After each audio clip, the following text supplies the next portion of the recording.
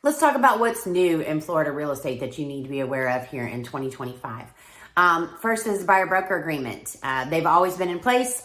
Now they're required. It made it a little complicated for buyers. If you're a seller, you need to be aware of how that affects commission discussions with agents and their buyers representation, and how it has always affected the transaction process. Okay. I also want to remind you, in the state of Florida, we are transaction brokers. That means as an agent, I'm able to represent you as well as the buyer fairly and appropriately. And if you have questions about how that looks, give me a call. We'll talk about it in detail.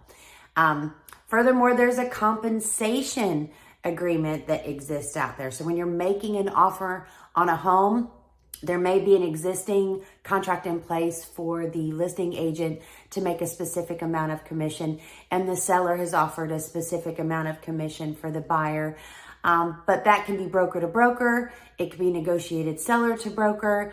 It could be a little complicated. So we want to make sure that you're well informed. If you have questions about that, give me a call. We'll talk about it.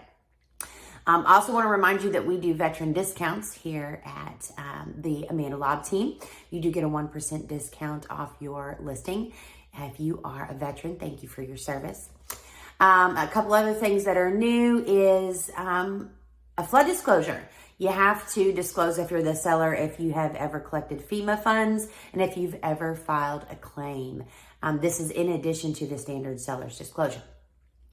So what I want to make sure that you remember and know is there's always a negotiation that can be done in the deal. It's always been available to you. A lot of folks don't understand where in the process you can do negotiation. So that's why you have us. We're here to help you navigate all of these fun changes and forms and interesting challenges that we have here in the Florida real estate market.